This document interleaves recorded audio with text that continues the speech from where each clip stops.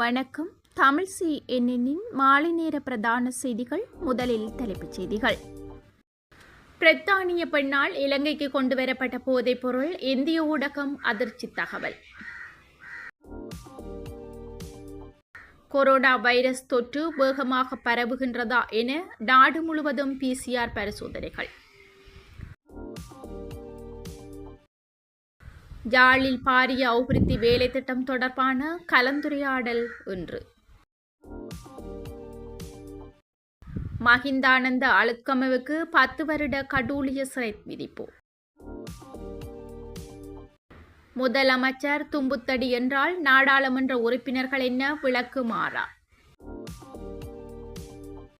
நாட்டில் களமிறக்கப்பட்டுள்ள சிறப்பு உந்துருளி குழு குற்றவாளிகள் மரண பயத்தில். இரத்த வாந்தி எடுத்து பலியான குடும்பஸ்தர் யாழ் சென்று திருகோணமலை திரும்புகையில் பஸ்ஸில் இடம்பெற்ற துயரம். தொடர்ந்து விரிவான செய்திகள்.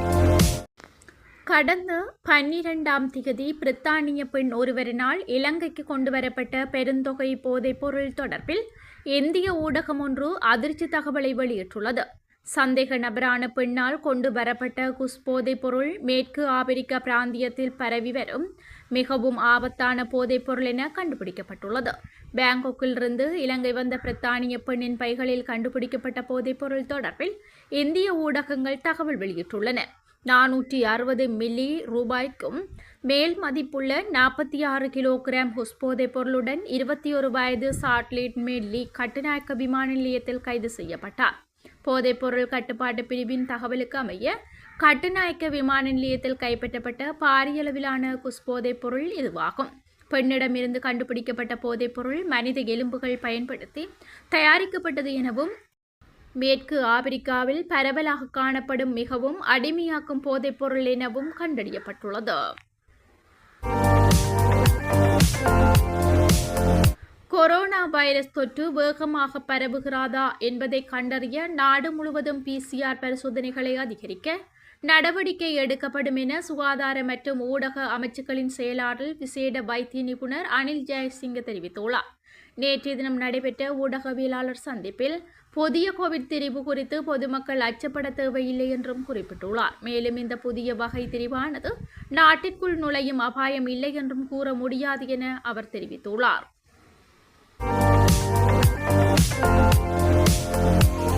அமைச்சர் ராமலிங்கம் சந்திரசேகர் தலைமையில் யாழ் மாவட்டத்தில் எதிர்காலத்தில் முன்னெடுக்கப்பட உள்ள பாரிய அபிவிருத்தி வேலை திட்டங்கள் தொடர்பான விசேட கலந்துரையாடல். யாழ் மாவட்டத்தில் எதிர்காலத்தில் முன்னெடுக்கப்பட உள்ள பாரிய அபிவிருத்தி வேலை திட்டங்கள் தொடர்பான விசேட கலந்துரையாடல் ஒன்று கடல் தொழில் நீரியல் மற்றும் கடல் வளங்கள் அமைச்சரும் யாழ் மாவட்ட ஒருங்கிணைப்பு குழு தலைவருமான ராமலிங்கம் சந்திரசேகர் தலைமையில் நடைபெற்றது. யாழ் மாவட்டத்தை சகல வழிகளிலும் கட்டியெழுப்புவதற்கான மேற்படி வேலை திட்டத்திற்கு மீண்டலும் அலைகள் என தூர நோக்கை அடிப்படையாக கொண்டு செயற்திட்டம் அறிமுகப்படுத்தப்பட்டது. 2025 மற்றும் 2035 காலப்பகுதியை மையப்படுத்தியதாகவே திட்டங்கள் வகுக்கப்பட்டுள்ளது.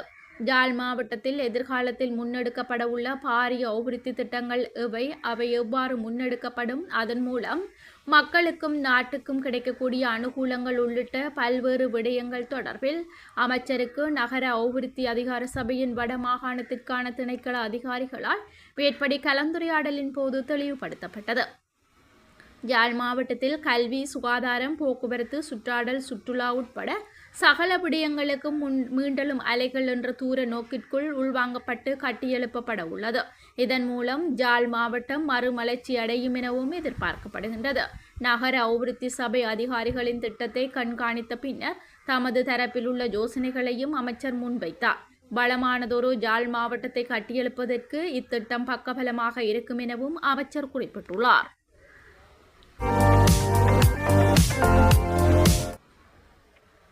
முன்னாள் அமைச்சர் மஹிந்தானந்த அழுத்கம மீதான விசாரணையின் போது ஊழல், மோசடி குற்றம் நிரூபிக்கப்பட்டதால் 10 வருட கடூழிய சிறை விதிக்கப்பட்டுள்ளது. 2015 ஜனாதிபதி தேர்தல் காலத்தில் நிறுவனம் ஒன்றின் மூலம் 1,40,000 ஹரம்போட் மற்றும் 11,000 டாம்போட் வாங்கி விளையாட்டுக் கழகங்களுக்கு வழங்கியதன் மூலம் அரசாங்கத்திற்கு 53 மில்லியன் ரூபாய் இழப்பை ஏற்படுத்தியதாக கூறப்பட்ட முன்னாள் விளையாட்டு இராஜாங்க அமைச்சர் மஹிந்தானந்த அழுத்கமே மற்றும் சதஸ் நிறுவனத்தின் முன்னாள் தலைவர் மற்றும் முன்னாள் வர்த்தக அமைச்சருமான நளின் ருவன்சிவ் பெர்னாண்டோ ஆகியோர் அந்த குற்றச்சாட்டுகளுக்காக குற்றவாளிகள் என கொழும்பு உயர் நீதிமன்றம் தீர்ப்பளித்தது.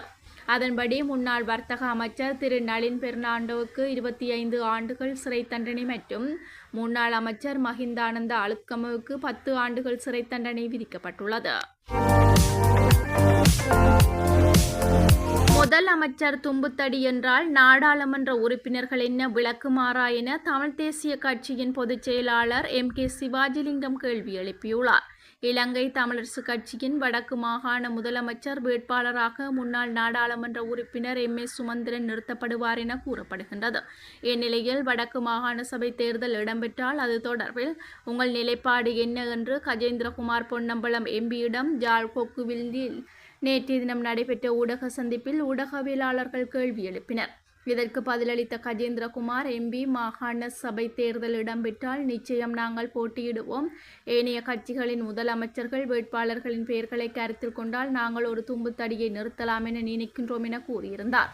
இந்நிலையில் கஜேந்திரகுமார் MPயின் கருத்து தொடர்பில் ஜாழ் வடமராட்சி கிழக்கில் நடைபெற்ற ஊடக சந்திப்பில் சிவாஜிலிங்கத்திடம் கேள்வி எழுப்பிய போது முதலமைச்சர் தும்புத்தடி என்றால் நாடாளுமன்ற உறுப்பினர்கள் என்ன விளக்குமாறா என அவர் கேள்வி எழுப்பினார்.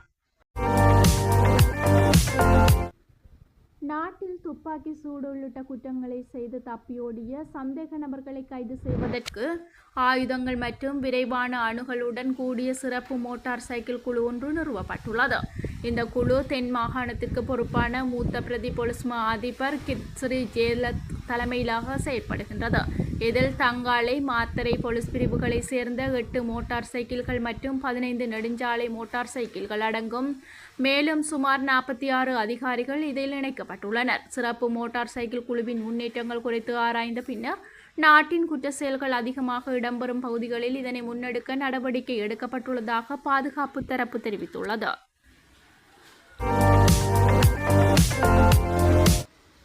உறவினர் வீட்டுக்கு சென்றுவிட்டு மீண்டும் திருகோணமலை திரும்பிய குடும்பஸ்தர் ஒருவர் இரத்த வாந்தி எடுத்த நிலையில் சிகிச்சை பலனின்றி உயிரிழந்துள்ளார்.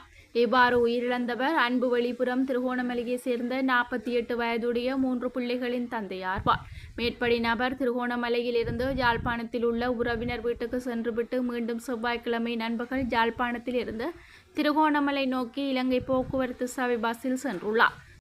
இதன்போது அவர் இரத்த வாந்தி எடுத்த நிலையில் சாவகச்சேரி வைத்தியசாலையில் அனுமதிக்கப்பட்டு பின்னர் யாழ் போதனா வைத்தியசாலைக்கு மாற்றப்பட்ட நிலையில் அங்கு உயிரிழந்துள்ளார். இந்த மரணம் தொடர்பில் யாழ்ப்பாண போலீசார் மேலதிக விசாரணைகளை முன்னெடுத்து வருகின்றனர். செய்திகளை உடனுக்குடன் அறிந்து கொள்ள எமது சேனலை சப்ஸ்கிரைப் செய்து நண்பர்களுடன் பகிர்ந்து கொள்ளுங்கள்.